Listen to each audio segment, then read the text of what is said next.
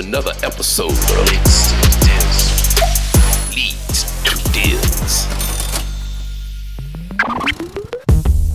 All right, guys, Scott Morse here on another episode of the Leads to Deals podcast. Super excited again about one of my favorite guests. His name's Esteban Andrade. He's the owner of an amazing agency called Hesel Media. He's got a 6-digit month operation going. He's expanding into different verticals. Got over 60 clients nationwide that he's delivering the best of the best digital media leads to. Guys, welcome Esteban Andrade. Thanks for having me, man. You're very welcome. Thanks for coming down. And we're in Colombia, man. You're My here. country. It's your country. I'm a guest in your country. But you live in Canada now or the United States? Live in Miami. I was living in Canada. It's like Colombia. Long time ago. Yeah, it is. Pretty. I hear just as much Spanish in Miami as I do here in Colombia.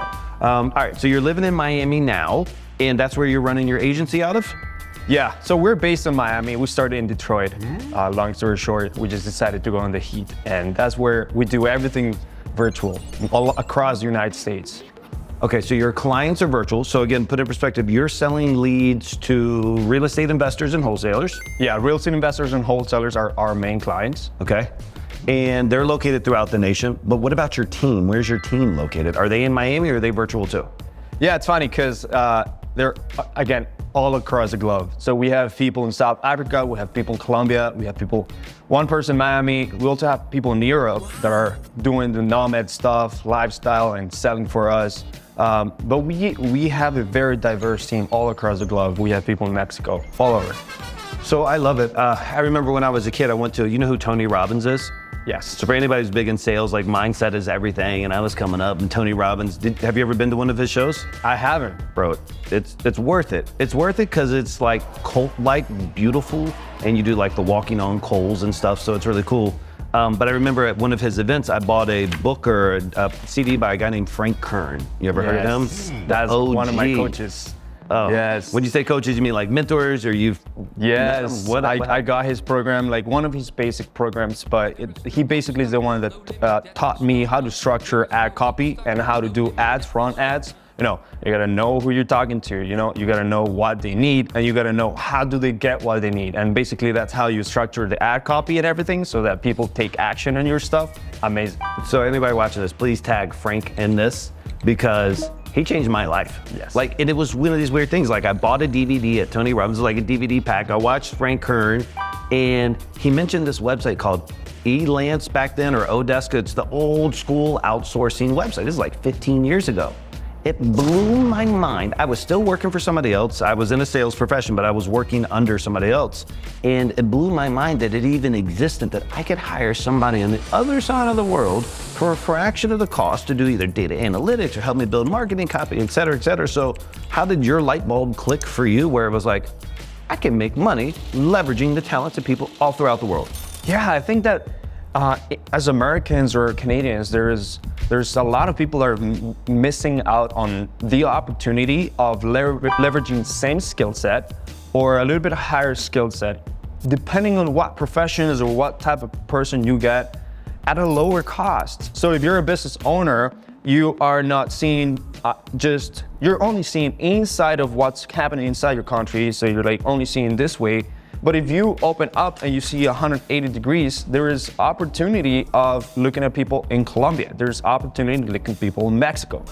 Because these people have gone through graduation, gone through all their degrees and high level education. And most of the times, they're even higher educated than Americans and Canadians themselves. So they're missing a big part of like getting people that are really, really hard workers. They're willing to put in that drive in the job. And you know, do not complain about the lunch, do not complain about these breaks, and obviously be very profitable. Yeah. Leads to Deals. I could go, obviously I'm talking to you guys, my podcast studio here is in Colombia, South America, and so I could go on, and we'll visit some of it about how impressed I am with the caliber of humans here. I mean, just like good people and great work ethic and some of these other business strategic things.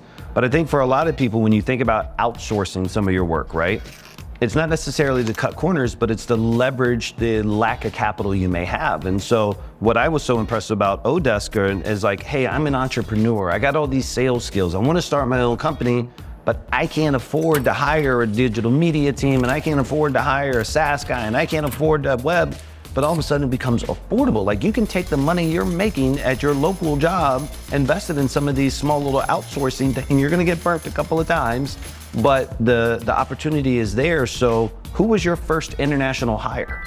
My first international hire was actually my cousin. Your cousin? Yes. He was living here in Colombia? She is living great. here in Bogota, and then I decided to like give her a test, English test. And obviously, I was very impressed by her English speaking skills. She would learn it here. She didn't live or grow in any American or Canadian country, in any other country outside of North American. And she would speak it so good. And it was so crisp. And I was like, how'd you do it? I was just listen to books. I listened to podcasts. I listened to books online. I listened to YouTube and Netflix. And I'm like, do you want to try a job? Like, do you want to do this for me? So she started doing some outbound outreach, to get some clients in. That was her first job, and she nailed it. Great. So when you started this company, and was it this company, this Hesel Media company? Yes. How'd you get your first client? Are you an investor wholesaler yourself too, or you're only on the agency side primarily? And if it is that, how did you even stumble upon this industry? Yeah, so I'm an investor as well. I consider myself more like if you're a wholesaler and you have a great deal, give it to me. I'll probably put in some cash, or just like, let me take care of it. I like to do some subject to, some seller finance, creative deals. It's really great to leverage that. And I've done a few flips with some partners in Detroit, but I'm just going away from that. It's a lot of work. So I consider myself more of a passive investor. Not like I'm actively like looking for deals and doing this wholesale operation and things like that. Yeah. But your main, but how did you get on this industry? So if your main thing is selling leads to people within this particular vertical, which I assume is the primary, but how did you stumble into it? I saw a big gap in this industry, and that gap was lead generation and also converting deals. So when I started in the real estate industry, I started working for a cash buyer in Detroit. The cash buyer would just rely on auctions and just really would go to auctions to get deals, and that's everything he would do. Sometimes we'll have bird dogs who will bring deals. And since this cash buyer was active on Facebook, one time I was like, hey, I learned how to generate leads on Facebook for realtors, and I think we can do it for investors. Who wants to do it with me? And so we started working together, and we started running his Facebook ads, and he started getting a lot of deals. So we worked together for like 9 months before their partners split. And I believe he got like about 24 deals out of it, just running Facebook ads. Great. That was his first one. Great, cool. So one of the things that people say, and it's a vicious rumor, right? Like, I saw somebody who sells PPC leads exclusively the other day say cold calling is dead. And I'm like, well, I got 180 employees, buddy, and we're doing 2 million dials. Cold calling ain't dead. It ain't never been dead. And then you'll have people who are doing cold calling, they're like, Instagram's got the worst leads, super high funnel, don't pick up the phone, convert. But I know that we've both been really good at doing our strategies and processes and such that we're delivering the highest quality leads that can come out of that funnel.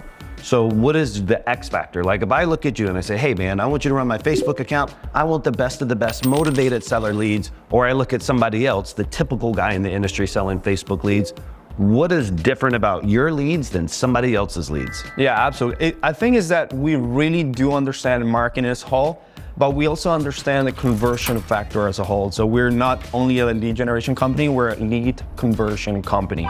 And what we do is that we really understand our avatar that we're talking to and the people that should go in the funnel. Not everyone and their mother should be filling out a form telling that I need to sell my house. There should be a big friction factor. So if I'm running Facebook ads or if I'm running Google, then these people should be highly, highly targeted. And since Facebook, I'm just gonna give an example, Facebook has a lot of limitations, then we have to be able to capture these individuals with the right ad copy, which is usually capturing the person's attention and telling them exactly who we need to talk to and what they're gonna get, which ultimately is a good offer for them. And then after that, having a really good pre-qualifying process. So that's like a great landing page that as soon as people come in, be like, okay, this is for me. If I'm a buyer, I'm out. Exactly. If I'm a renter, I'm out. It's getting sifted through. And then the questions that we ask that are going to pre-qualify, and this is the friction part, are going to eventually get rid of tire kickers. So people that really don't have the intention of really doing this and don't want to put the time are gonna be sifted out, and then they're gonna go to the funnel, and then we give it to our clients. They follow up if they do, and that's how it goes. Yeah, I love it. And you say in a lot of the same things that I'm a big proponent of, and everybody out there who's watching this who has a boss that gives them leads, right? Everybody hates to have their time wasted on a lead that never should have been in the funnel. There's nothing more debilitating, there's nothing more that can suck the energy off of a sales floor than having leads that never should have been qualified inside a qualified funnel. Now there's a trick with that too though, is because you have to really know your sales skills and be a good salesperson to ever make that determination. And actually, if you're not paying for the lead, you shouldn't make that determination. That's for the CEO. So it's like this fine dance where you have what me and you know from lead providers is how to qualify a lead. But there's still not going to be 100% of the leads that send over that sign up. And so you have this delicate dance where you have an agent, if he doesn't know his sales skills, he's going to miss his 1 out of 15 that he should be. And then he's going to tell you, oh, I've been through 30 leads or 29 leads and I haven't gotten a deal yet. No, it's because you missed this one here. But it's so much easier for them to sift through 15 to 30 leads than 300 leads. I would much rather give my guys 30 rock star, low funnel leads to pitch and hold them accountable for than 300 leads and hope they find the needle in the haystack. It sounds like what you do too. You hyper qualify your leads, right? Hyper qualify. Cool. So you're a marketing guru, you're a sales guy, but what do you consider yourself? Are you more like if I said, hey man, we're gonna go into partnership, we're gonna do these things. Do you think you would drive more marketing, sales? Like what's more your, the thing that gets you most passionate? Yeah. So I'm always learning. I'm always a big proponent of learning, like books and things like that. But I feel like I have both because I have to have both in order to be a good business owner. A lot of people that are watching this and they maybe want to work with Lamasu, they're mostly gonna be business owners, right? Or people that are in the closing game be like, I wanna get this wholesale thing going. You have to have both. You have to have a combination of marketing and sales. So that has given me really the drive to understand more sales and the marketing to understand, sales. So as a salesperson to understand more marketing. So I feel like I'm a good combination of both. Here's a good point. And so for everybody who's been in sales, like I honestly believe if you put me in enough years in any company, I could start a competitor company to beat that one. And the only reason why I say that is that like if I'm doing sales for long enough, I now know my client avatar so well that I can handle marketing. And I can know how the conversion side works, and I know their thoughts and process before they got there. I know the pains that they said when they first walked on the car lot or they first answered the phone. Like I know those pains, and so that way you can drive your marketing campaigns to address those. And sometimes it's not even, it's acknowledging those pains. You don't even have to like, hey, have you been scammed before? Were you a victim of this, et cetera, et cetera. So I love that. That's where you're at now, but what was your first sales job? Out of curiosity, I'd love to find out like what you consider your first real sales job and how did it go? So I think I've been kind of like a salesperson for a long period of time. I think when I was a kid, I used to, I got a small loan from my parents to sell gummies in school, and then I ended up selling that thing. Like literally it would be like under the door, be like, hey, you guys want gummies or you want all this kind of candy that I have? I ended up compiling 300,000 pesos. That is like right now, the money today, that's like maybe almost $100, but it's not too much. Back then, that was big money. It was big money. Yeah, and with that, I was able to put 50% on purchasing an Xbox 360. So that was like my first ever. I forget how young you are. Yeah. And then when I was selling gummies, there was Xboxes out. And I'm Xboxes. When I was selling gummies, I don't even know. Maybe a Nintendo. Right. And then it was just like the other jobs that really paid me like salary and things like that. It was like commission only. I had to rely on that. Only commission, no loan, no base. And I was like, oh, I gotta be hungry about this. Great. There's that drive that I have to get those sales. Leads to deals. Any advice? Like, I think you're obviously a little bit younger, and you're entering to your sales career where technology is different than what it was.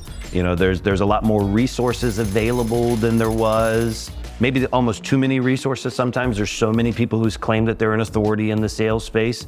But for you, like if somebody was watching this who's been working a general 9-to-5, construction worker or teacher or somebody who's just, they have a career, but they don't have a business. They have a career, but it has a ceiling, because sales doesn't have a ceiling. It'll never have a ceiling. It just leads and leads and leads. So is there any advice you would give somebody who's considering, like, you know what, man, I heard about this cool sales company down the street that's doing this. I'm thinking about it. What would your advice be? You know, if you really want to be a top closer, you're always got to be refining and just making sure that your blade is the sharpest as possible. And because of that principle, you should grab books that are proven books to help people become better at sales. I see one that is right there. It's called Never Split the Difference. That is one of the biggest books that actually changed the way that I did things. It was more structured. I actually understood the power of mirroring, the power of labeling, the power of tactical empathy, just negotiating with anyone. If it's your partner, if it's someone that you're having a discussion with, it's just, if you grab a book and you understand that sales is something that is very learnable, it is a skill set that is very learnable because there is people that put processes in place for you to learn it, you're gonna get it. And be confident that, like, if through time, with practice, role playing and talking with, you know, potential prospects, you're gonna get good at sales. I love it. So I think one of the things that we should iterate for everybody, it's, you know, you said grab the book, but then you went through it. You know how many people buy books and don't go through it? Yeah, a lot of people. Like, it blows my mind. And we give out sales books on the floor, and you can tell the people who don't flip through them because they ultimately leave. But my recommendation for anybody who's in sales or considering sales, obviously read the books. You got your Zig Ziglars, you got your Tom Hopkins, you got your Never Split the Difference. I have so many mindset books and sales books here, Good to Great, One Decision. But the book isn't what's going to take you to the next level. It's consuming the information. And so I always encourage people to use a highlighter, obviously every time you read, and then to use an orange one and not a yellow one, because the yellow one fades over time. And just read through the book, highlight all your good stuff, then go back, pull all that out, write that out, then put it into action. But so many people are, I find in the sales space, they'll take the first step, but they don't take the 19 afterwards that it takes to actually put it in action. Yeah, and I also listen to it. So I consume information two ways, by audio and obviously visual. So that has helped me a lot, huge. All my salespeople have to read Never Split the Difference within the first 2 months of being us. I want to dive into that with you. Yeah. Do you think that I saw Alex Ramosi, which is who you introduced me to, that book, the $300 million offer, and like, great. I appreciate and I thank you for that. I'd never heard of him until I met you. Anybody wants to tag Alex, you can tag him. We have a monster call center that you'd be wildly interested in. But you have that type of book. Do you find for yourself when you got into this, I guess let me refine it back out this way. You talked about being a closer, a master closer. Do you find for yourself that when you're consuming this type of stuff that you need to consume it audibly or book? Do you recommend people try to do the same thing twice? Are you going between them? Or are you consuming the same content on both mediums? Yeah, so I feel that every person needs to do what molds them, and like the education ability. Because, for example, me, when I'm reading, I get distracted really easily. So when I'm reading, I'm only reading, all right? That's what happens. I could get distracted, I could, fall asleep or whatever, just feel sleepy. So having that audio part of me will allow me to focus on, I have this and I'm listening. And also, a lot of people actually have the tonality, the voice to explain things properly, so it just digests into you. So that's why I highly do that all the time. Yeah, I think it's just, I'm so in my ways that I'm book. Like, it's got to be read, it's got to be right there. And the phone's got to be on the other side of the room. But I love it. Cool, man. So just a couple of takeaways. I love what you said. You talked about the difference. He used the word closer a lot and not salesman a lot. And there is a big difference between a salesman and a closer. It's kind of two different things. Like you start as a salesman, you grow into a closer, you pick up these books, you become educational, you become intentful with purpose about it. He recommended a lot of great books there as well too. So real quick, there's two things that I love to do, and I want to hit you with a sales strategy to get your feedback. Yeah. And then I want to hear a crazy sales story from you. Yeah. So let's talk sales strategies. Most of your clients right now are coming from your agency clients. Are they seeing an ad? How do they find you? Yeah, so if someone is listening to this, probably will be retargeted by either a video or a static ad that I've done in Facebook, Instagram, or if I see you remotely in any Facebook group, one of our appointment setters, virtual assistants will reach out and then we'll book an appointment. But you have limited information on them when they fill out a form, right? Very limited. So you got like a name, maybe a company, a phone number, an email. We do some pre-qualifying questions on the ads. All right. And in the conversations that we have in DM, since we have a conversation, then based on the conversation, we also pre-qualify. But it's still very high level. High level, yes. So just like most of us out there, we get a lead, we got a little bit of information, now it's time to go. So talk to us about discovery questions, third level questions, second layer questions, like how are you, when you're on the phone with a prospect, how are you making sure that they don't say, yep, no, what are you doing to get them closer? Yeah, so you really want them to open up. A lot of people, what they make a lot of mistakes on is exactly that what you said. Is they're asking questions where you're either gonna get a yes or a no. But instead, you want people to really open up like an onion, where you start peeling that onion and understanding deeper exactly what they mean. That's one thing that we do. And so what if you got a guy or a gal that just doesn't seem to be opening up? Do you feel that that's because maybe you missed something in the beginning? Do you think, like, what do you do? How are you training your guys when they come back to you and they only had a 7-minute pitch? They message you via Slack and say, hey, he decided he didn't want to go forward. And you're like, how could he have made that decision? It's been 7 minutes. I know you just got on the phone. Nothing's more infuriating. That's funny. I don't think in 7 minutes, you're gonna be able to make a big transaction such as selling your house. And here's the thing, man, like a lot of closers miss this, and they miss uncovering real things that are happening behind the scenes of these prospects' heads or lives, okay? So, and that all comes down to really understanding the individual and the tactics that you use in order to understand. So, we're talking about asking better questions, but also probing on what they've told you, because a majority of the times, people are only gonna give you the surface level. And you have to understand that. You have to know this in order to actually go deeper into it. Yeah. So we call it the reactionary, I train on this, it's the reactionary defense response, RDR. Everybody does it. You do it, I do it. We just go into the shoe store and they're like, hey, can I help you? I'm like, no, I don't need anything. In my head, my wallet is burning a hole in my pocket. I got to spend some money, but I'm like, no, everything's fine. Or you go into the car lot, they're like, no, I'm just looking. I'm like, no, I know exactly which AMG I want. And so, but people are like that. And some sales agents don't know. It's like, I have to do that. It's not that I'm a bad guy or I even really mean what I say as the prospect. It's a reactionary defense response. It's a fight or flight scenario. And so getting people to understand that, hey, you got to get past that. They always say like, buyers are liars. And that's a defensive posture as well too. One of the things that we train on here is it takes time to get the sale. And so I am never mad at somebody who spends time with a person and doesn't get it anywhere near as compared as I am to someone who rushes through a pitch and doesn't get it. Because they didn't give the prospect what they deserve. They didn't give them time. You didn't build rapport. You didn't spend the time to understand their needs, because people don't care how great our deal is until they know that we care about them. And so sounds like you're of the same vein, like just spend time with these people, ask secondary and third level questions, and you'll have a better conversation? Yeah, absolutely. Like, if you read the book that actually I told you to read or things like that, you're gonna understand the power of mirroring, which allows you to prove more. Just literally repeat what they said and do it with a tonality and be like, you're a little bit either confused or you wanna find out more. And that tactic itself will do a lot of good things in your conversations because it will uncover things because they'll just like start spitting. You know, some people, they're just like, they don't want to say things because they're not talkers or they're not expressive, but like as soon as you make them think that you are there with them, that you're listening, that you're empathetic, boom, they start spitting. So I love that you used the word spitting.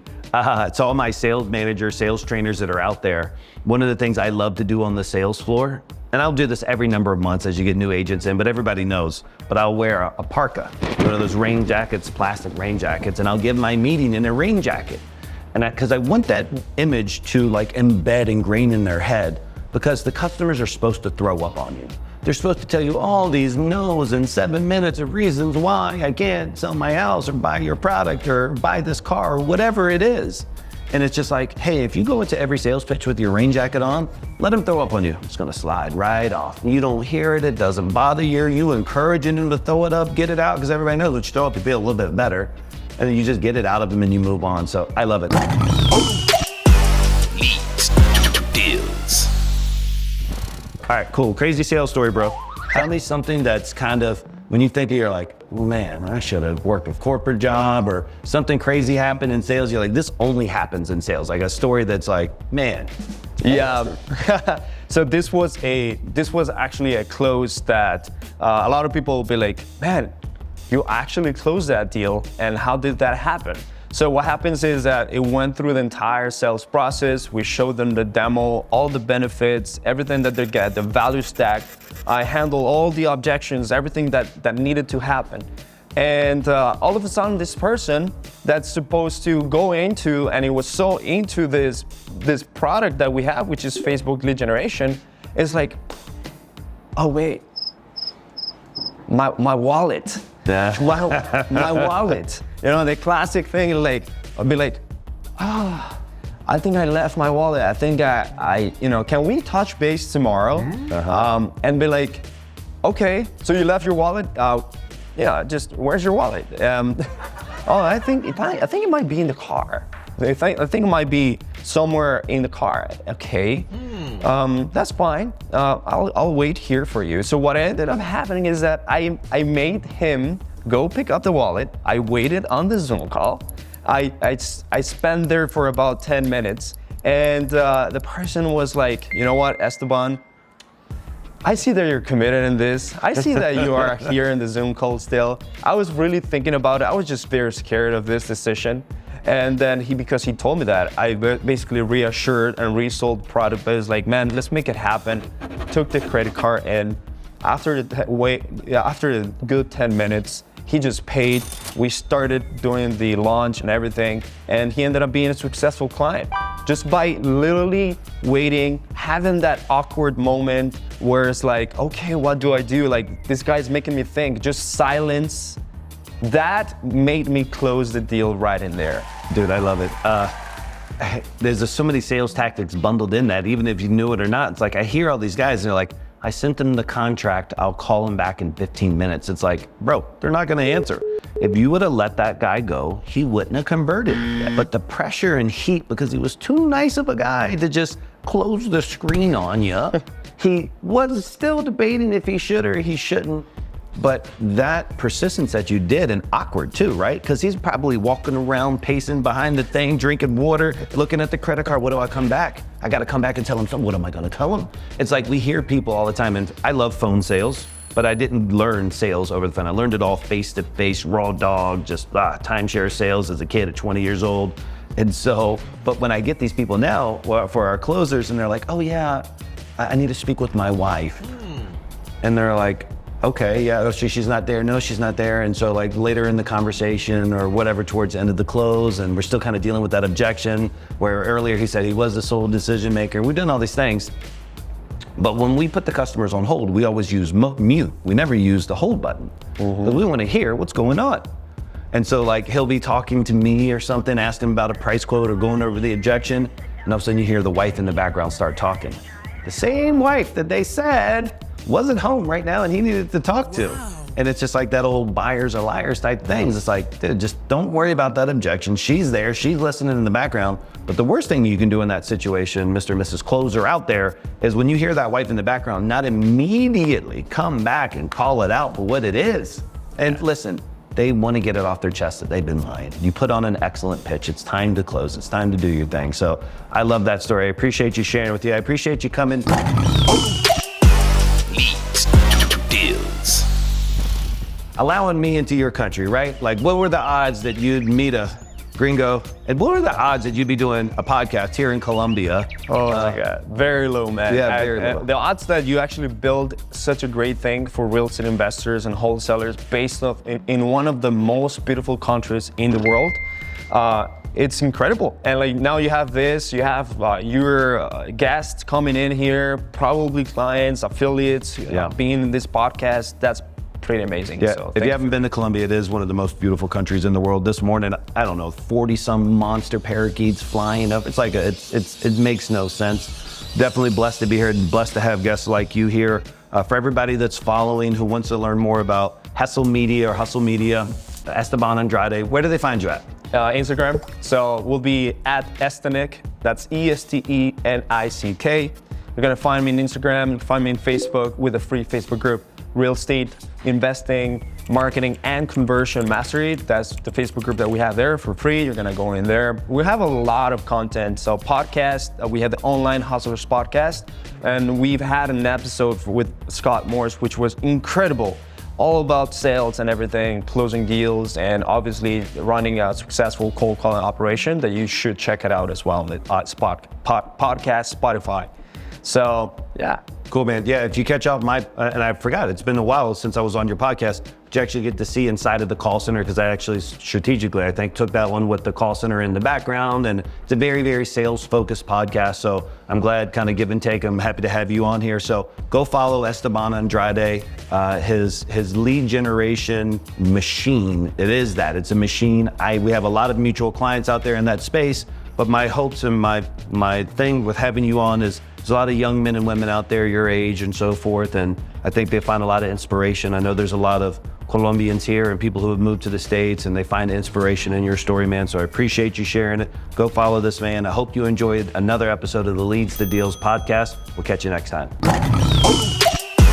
Leads